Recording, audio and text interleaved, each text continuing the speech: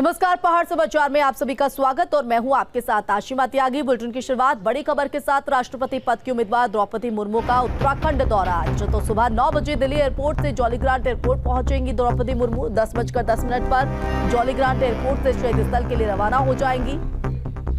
10:40 पर राष्ट्रपति उम्मीदवार शहीद स्थल पहुंचेंगी। यहां शहीदों को नमन उनकी तरफ से किया जाएगा। तो शहीद स्थल से सेफ हाउस देहरादून के लिए वहां से रवाना होंगी। 11 बजे द्रौपदी मुर्मू सांसदों, विधायकों, मंत्रियों के साथ बैठक करेंगी। यहां पर जीत सुनिश्चित करने के लिए बैठक कई मायनों में काफी अहम है।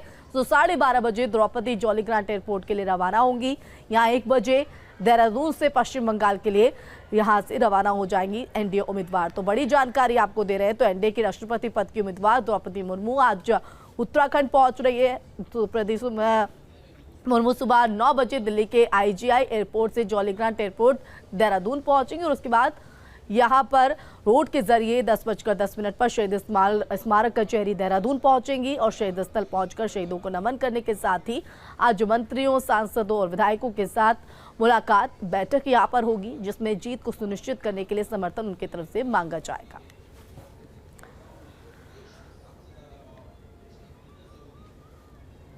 चलिए बढ़ेंगे अगली खबर की तरफ। आज हरिद्वार दौरे पर महाराष्ट्र के राज्यपाल भगत सिंह कोश्यारी संतों का आशीर्वाद लेने पहुंच रहे हैं। हरिद्वार शंकराचार्य राजराजेश्वर आश्रम से आशीर्वाद लेंगे। सुबह 11 बजे कनखल स्थित जगत गुरु आश्रम में आशीर्वाद। आचार्य महामंडलेश्वर कैलाश नंद गिरी से भी कोश्यारी की मुलाकात कई मायनों में काफी अहम है। तो बड़ी जानकारी, आज हरिद्वार दौरे पर रहने वाले महाराष्ट्र के राज्यपाल भगत सिंह कोश्यारी, जहां पर वो संतों का आशीर्वाद लेने के लिए पहुंच रहे हैं। उनके दौरे से पहले तमाम तैयारी यहां पर की जा चुकी है। तो शंकराचार्य राजराजेश्वर आश्रम से आशीर्वाद उनकी तरफ से लिया जाएगा। इसके अलावा सुबह 11 बजे कनखल स्थित जगत गुरु आश्रम में वो आशीर्वाद यहाँ पर उनसे लेंगे। तो आचार्य महामंडलेश्वर कैलाश नंद गिरी से भी मुलाकात का कार्यक्रम भगत सिंह कोश्यारी।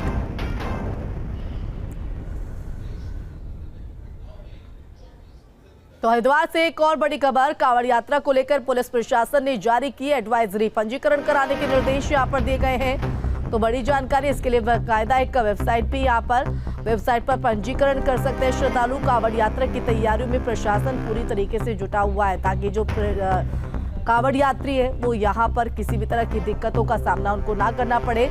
तो ये वो वेब पोर्टल है जिस पर श्रद्धालु आवेदन कर सकते हैं। तो कांवड़ यात्रा की प्रशासन पूरी तरीके से निगरानी बनाए हुए है। जो कांवड़ यात्री है, जो श्रद्धालु इस कांवड़ यात्रा में शामिल होने जा रहे हैं, उन्हें किसी भी तरह की दिक्कत ना हो, इसको लेकर पहाड़ की जो सरकार है उनकी तरफ से पूरी तरीके से सतर्कता और पूरी तरीके से तैयारी भी जुटी जा रही है। क्योंकि 2 साल से कांवड़ यात्रा कोरोना के चलते काफी प्रभावित रही और ऐसे में इस बार 2 साल बाद पूरे भव्य तरीके से कांवड़ यात्रा को लेकर तैयारी प्रशासन की तरफ से की जा रही है। बाकायदा एक वेब पोर्टल यहाँ पर जारी किया गया, जिसमें पंजीकरण यहाँ पर जो श्रद्धालु हैं वो करा सकते हैं। तो जो आप अपने टीवी स्क्रीन पर देख रहे हैं, पुलिस सिटीजन portal.uk.gov.in कांवड़ पर आप पंजीकरण कर सकते हैं। तो ये वो वेब पोर्टल है जो जारी किया गया है वेबसाइट पर।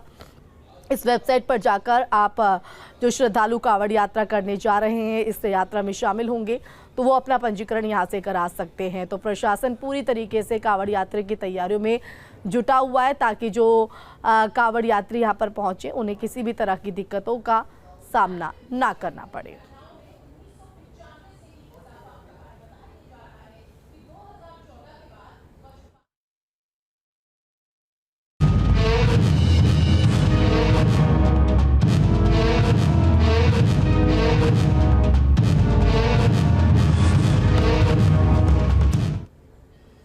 चलिए बढ़ेंगे आगे। लक्सर से बड़ी खबर, जहां सोनाली और नील धारा का बड़ा जलस्तर। तो नदियों के बढ़ते जलस्तर ने चिंता बढ़ा दी। किसानों के खेतों में भरा पानी, बारिश से बर्बाद हो रही है फसलें। तो अलर्ट मोड पर आपदा प्रबंधन विभाग। तो लगातार बैठकों के जरिए हो, मंथनों के जरिए हो, आपदा विभाग को पूरी तरीके से सतर्क रहने के निर्देश भी सीएम धामी के, और उसी के तहत आपदा विभाग पूरी तरीके से जो प्रबंधन है वो अलर्ट पर नजर आ रहा है। तो लगातार जिस तरह से बारिश का दौर जारी है, उस बारिश के दौर में नदियों नालों का जलस्तर बढ़ता नजर आ रहा है और इसी को लेकर अलर्ट मोड पर आपदा प्रबंधन विभाग। तो बड़ी जानकारी, पहाड़ी इलाकों में लगातार हो रही बारिश का असर अब लक्सर में साफ तौर पर दिख रहा है। लक्सर से बहने वाली सोलानी और नीलधारा गंगा का जलस्तर जो है वो बढ़ गया है। कई गांव में खतरा मंडराने लगा है। नदियों का जलस्तर बढ़ने से नदी का जो पानी है वो किसानों के खेतों में भर गया है। तो किस तरह से किसानों की जो खेत है वो पानी से लबालब भरे नजर आ रहे हैं, वो आप तस्वीरों में देख रहे हैं। तो किसानों की फसलें लगभग बर्बादी की कगार पर है। हालांकि लक्सर प्रशासन अलर्ट मोड पर है। एसडीएम ने बाढ़ चौकियों पर कर्मचारियों को अलर्ट रहने के निर्देश दिए ताकि किसी भी स्थिति से निपटने के लिए पूरी तरीके से जो आपदा प्रबंधन विभाग है वो मुस्तैद रहे। तो ये सबसे पहले तस्वीरें आपके टीवी स्क्रीन पर हम दिखा रहे हैं लक्सर की, जहां पर बारिश के दौर के बीच किस तरह से जो नदियां है वो उफान पर है। नीलधारा नदी की और सुलानी नदी की धारा को आप हम दिखा रहे हैं कि इस तरह से जलस्तर बढ़ता हुआ नदियों का नजर आ रहा है। और अब नदियों का जो पानी है वो यहाँ पर जो लोगों के खेत है उन तक पहुँच रहा है और किस तरह से उनकी खड़ी फसलें इस नदी के बढ़ते जलस्तर के कारण बर्बाद हो रही है, वो आप तस्वीरों में देख रहे हैं। वहीं अगर दूसरी तरफ बात करें आपदा प्रबंधन विभाग की, तो वो पूरी तरीके से अलर्ट मोड पर है। उनकी तरफ से कहा जा रहा है कि हिदायतें यहाँ पर दे दी गई हैं और किसी तरह की स्थिति से निपटने के लिए पूरी तरीके से मुस्तैद आपदा प्रबंधन विभाग नजर आ रहा है।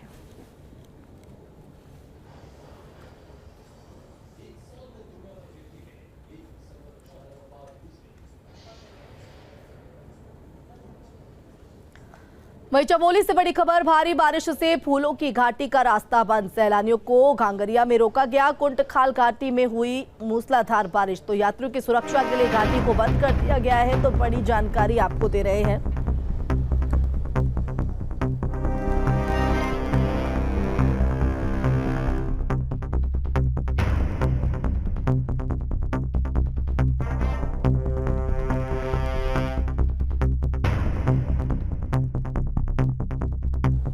तो यात्रियों की सुरक्षा के लिए घाटी को बंद किया गया है। एहतियातन ये कदम यहाँ पर उठाया गया है। तो लगातार जिस तरह से बारिश का दौर जारी है उसके चलते फूलों की घाटी राष्ट्रीय उद्यान का रास्ता बंद हो गया, जिसकी वजह से सैलानियों को घांगरिया में रोक दिया गया। तो लगातार हो रही मूसलाधार बारिश से फूलों की घाटी जाने वाले पैदल मार्ग बाधित हो गए हैं। कुंटखाल फूलों की घाटी इलाके में बारिश की वजह से फूलों की घाटी यात्रा फिलहाल रोक दी गई है। सुरक्षा के लिहाज से किसी भी पर्यटक को जाने की इजाजत नहीं दी गई है।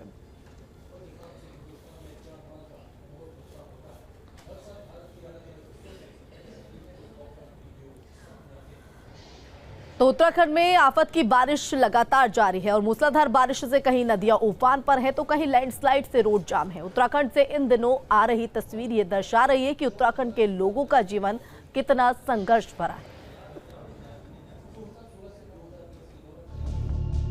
पिछले 15 दिनों से पहाड़ों पर हो रही बारिश से जहां एक तरफ नदियां उफान पर हैं, नाले ओवरफ्लो हो रहे हैं, वहीं दूसरी तरफ पहाड़ों से हो रही लैंडस्लाइडिंग का सितम भी लोगों को झेलना पड़ रहा है।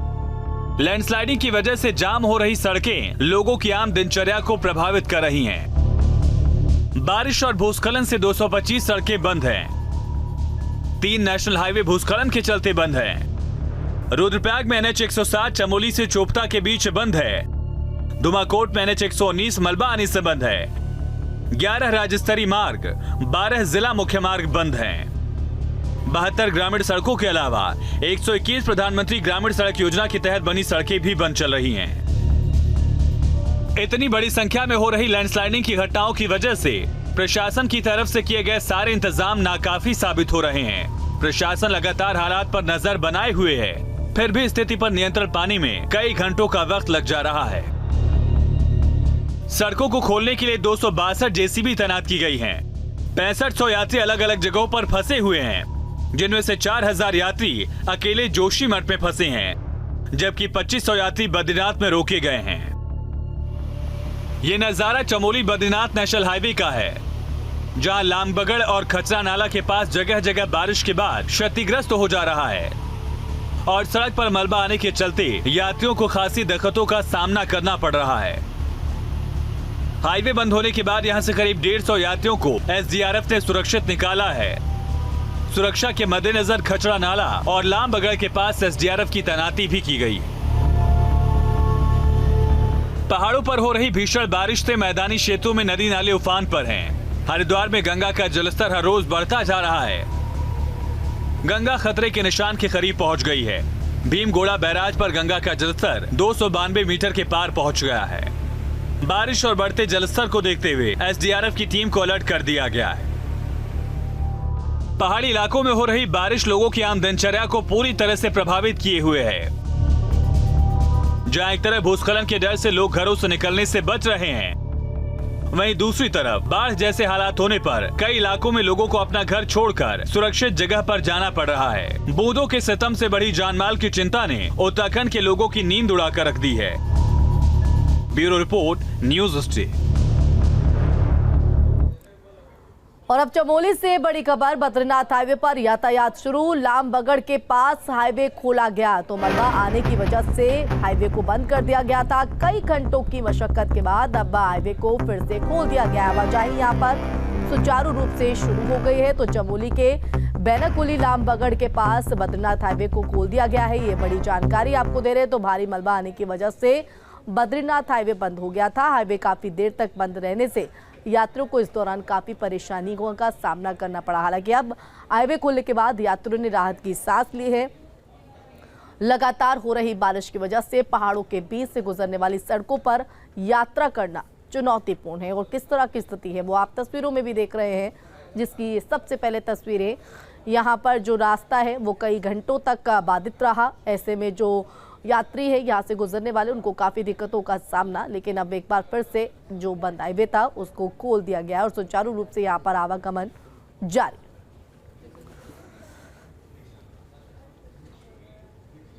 तो पहाड़ पर भारी बारिश के चलते गंगा का जलस्तर लगातार बढ़ता जा रहा है। और अब दो तस्वीरें हरिद्वार और ऋषिकेश के आपको हम दिखाते हैं, जहां गंगा खतरे के निशान के करीब पहुंच गई है। तो बारिश और बढ़ते जलस्तर को देखते हुए एसडीआरएफ की टीम को अलर्ट कर दिया गया है। हर स्थिति पर आला अधिकारी नजर बनाए हुए हैं। और किस तरह से स्थिति है बारिश के दौर के चलते, वो हरिद्वार और ऋषिकेश की तस्वीरें आपको दिखा रहे हैं।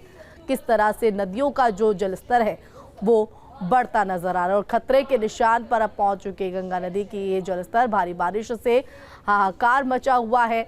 तो प्रशासन के लिए स्थिति बेहद चुनौतीपूर्ण। तो हर रोज गंगा का जलस्तर किस तरह से बढ़ रहा है वो आप तस्वीरों में देख रहे हैं। किस तरह से जो नदियां हैं वो उफान पर है।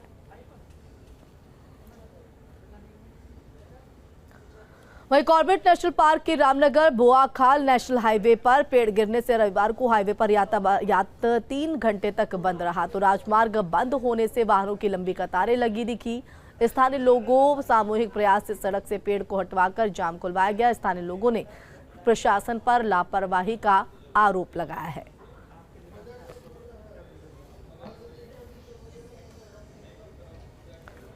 वहीं उधम सिंह नगर में भारी बारिश को देखते हुए प्रशासन का बड़ा एक्शन। बाढ़ चौकियों से इलाके की निगरानी होगी। कर्मचारियों को अलर्ट पर रखा गया है। 6 कर्मचारियों की तैनाती। तो वहीं 60 कर्मचारी 24 घंटे बाढ़ चौकियों पर मौजूद रहेंगे। तो 24 घंटे मोबाइल ऑन रखने के निर्देश भी यहाँ पर दिए गए हैं। तो अब ऐसे में प्रशासन पूरी तरीके से अलर्ट मोड पर है और बड़ा एक्शन यहाँ पर है।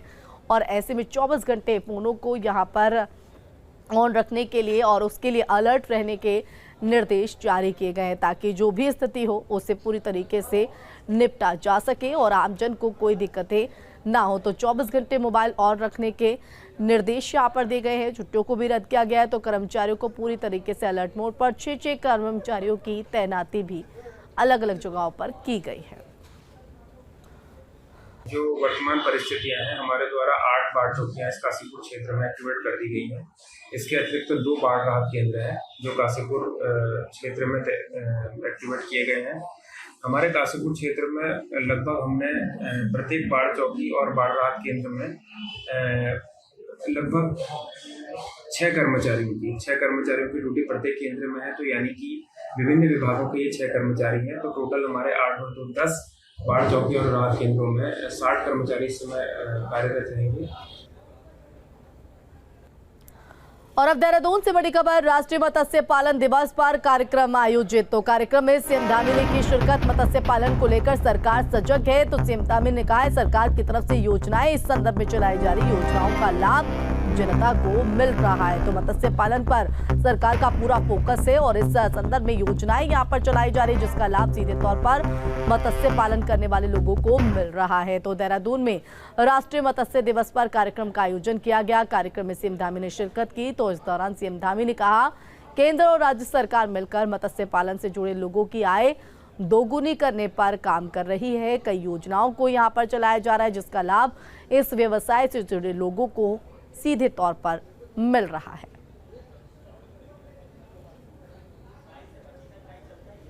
तो मत्स्य पालन पर सरकार का पूरा फोकस है और ऐसे में केंद्र और राज्य सरकार मिलकर कई योजनाएं इस संदर्भ में चला रही हैं ताकि जो मत्स्य पालन से जुड़े हुए लोग हैं उनकी आय को दोगुना किया जा सके।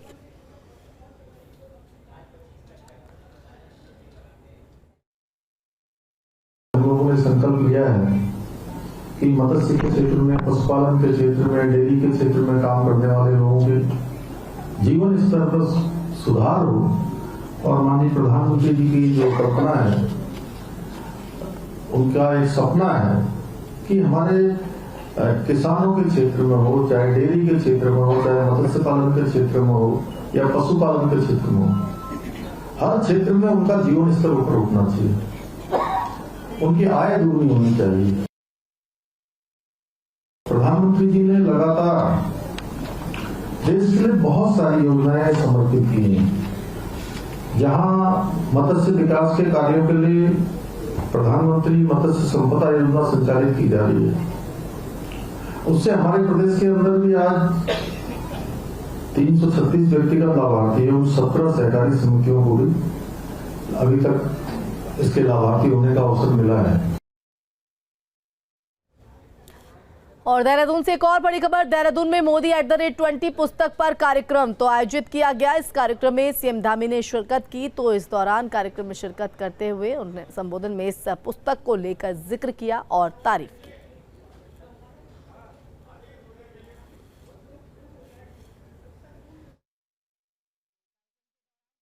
हमारे बुद्धिजीवियों और विद्वानों ने कितना सुंदर कहा है कि सपने और समर्पण एक शक्तिशाली संयोजन है और इस शक्तिशाली संयोजन को और माननीय प्रधानमंत्री जी के सपने और समर्पण पूरा देश देख रहा है। आज उनके बारे में जितना कहा जाए उतना कम है। और देहरादून से एक और बड़ी खबर। गायों की सुरक्षा के लिए सरकार की बड़ी पहल। रोज मिलने वाले बजट को 30 रुपए किया गया है। तो गायों की सुरक्षा के लिए बेरोजगारों को लाभ मिलेगा। हर महीने सरकार देगी 5,000 रुपए का भुगतान। तो 6 महीने में 1 करोड़ रुपए का निवेश। तस्करी रोकने के लिए 12.5 लाख रुपए यानी कि 12,05,000 रुपए यहाँ पर दिए जाएंगे। तो गायों की सुरक्षा को लेकर एक बार से सजग यहाँ पर जो है प्रशासन और शासन नजर आ। तो हर महीने सरकार 5,000 रुपए का भुगतान इस संदर्भ में करेगी। तो बड़ी जानकारी। तो उत्तराखंड में गायों की सुरक्षा को लिए सरकार ने ये नई पहल की शुरुआत की है। गायों की सुरक्षा के लिए दावे सरकार ने रोज मिलने वाले बजट को 6 रुपए से बढ़ाकर 30 रुपए प्रति गाय कर दिया है, जिससे गायों को संरक्षण मिलेगा, बेरोजगारों को रोजगार मिलेगा।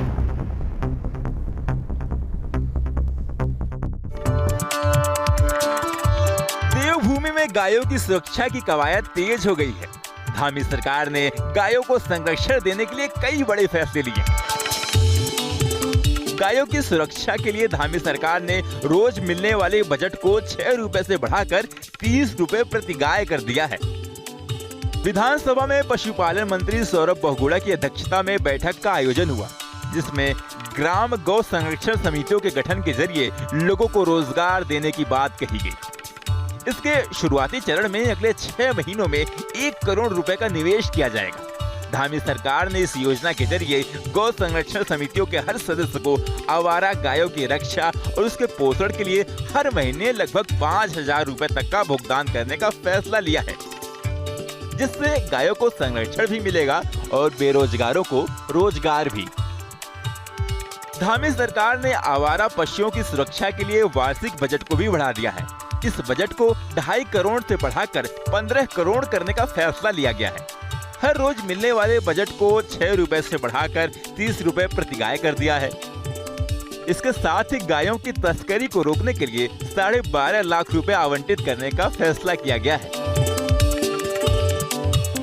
ये फैसला हुआ है कि जो हमारे जितने भी हमारे साथ गौशाला उत्तराखंड में रजिस्टर्ड है, लगभग 49 रजिस्टर्ड है उत्तराखंड सरकार के साथ, उनको हम पहले जानवर के रखरखाव के लिए 6 रुपये प्रति जानवर देते थे। अब उसकी हमने दाम बढ़ा के 6 रुपये से 30 रुपये कर दिया है। सरकार ने गौशाला के निर्माण, साथ ही उसकी क्षमता के विस्तार और भूसा स्टोर की क्षमता के विस्तार के लिए भी फैसला लिया है। राज्य के हर जिलों में गायों को बचाने की कवायद तेज हो गई है। देवभूमि अपने धार्मिक संस्कृति के लिए दुनिया में विख्यात है। गायों को संरक्षण देने की सरकार की यह पहल गौ प्रेमियों के लिए जरूर खुशखबरी लेकर आई है। देहरादून से सुरेंद्र डसीला के साथ टीम न्यूज स्टेट। तो वहीं कांग्रेस के पूर्व प्रदेश अध्यक्ष गणेश गोदियाल ने सीएम धामी से मुलाकात की। तो इस दौरान गोदियाल ने खुद पर लगे आरोपों की जांच न्यायाधीश से करवाने की मांग की है। गोदियाल ने सीएम धामी से मंत्री धन सिंह रावत के ऊपर लगे आरोपों की भी जांच कराने की मांग की। गोदियाल ने एक हफ्ते के अंदर जांच न कराने पर प्रदर्शन की बात कही। आपको बता दें कि गणेश गोदियाल पर केदार बद्री मंदिर समिति के अध्यक्ष रहने के दौरान वित्तीय अनियमितता करने का आरोप है। मंदिर समिति के एक सदस्य ने यह आरोप लगाया, जिसके बाद अब ये तमाम मांगे गणेश गोदियाल की तरफ से उठाई गई हैं। तो जो गंभीर आरोप लगे हैं, उन आरोपों के तहत यहां पर अब इस पूरे मामले में जांच की मांग की गई है। तो मंदिर समिति के सदस्य ने ये गंभीर आरोप लगाए।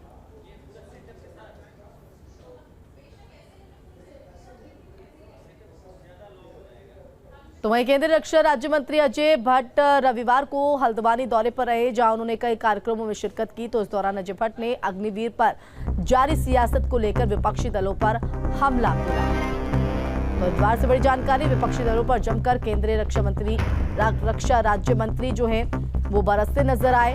तो केंद्रीय रक्षा राज्य मंत्री अजय भट्ट का बड़ा बयान, तो जिस तरह से लगातार अग्निवीर को लेकर सियासत जारी है, उस पर विपक्ष पर लोगों को गुमराह करने का आरोप जो है वो यहां पर लगाया गया।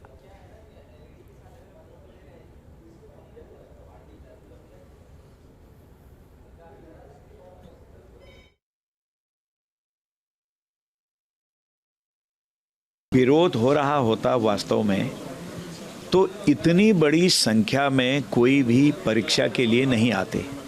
अब आप देखिएगा कि जो हमारी तीनों सेनाएं हैं, आर्मी है, नेवी है, एयरफोर्स है, इतनी बड़ी संख्या में हमारे युवक आ रहे हैं अग्निवीर के लिए कि जो विरोध भी कर रहे थे उनको उसका उत्तर मिल गया है। ये बच्चों के भविष्य के लिए, बेरोजगारों के भविष्य के लिए है। मैं ये कहता हूँ कि 4 साल के बाद जो करना चाहे करेंगे, जो नहीं करना चाहे नहीं करेंगे, और उसी में डिग्री लेके आप बाहर आ रहे हैं। कहीं ऐसा हुआ आज तक कि कोई 4 साल तक डिग्री लेके आए बिना पैसे के और उल्टा पैसा भी लाए 25-30 लाख रुपए? ऐसा तो कभी नहीं हुआ। आने वाले दिनों में इसके बहुत सुखद परिणाम आएंगे। हमारी यंग फौज निकलने वाली है। तो यहाँ रुकेंगे छोटे से ब्रेक के लिए, जल्द हाजिर होंगे।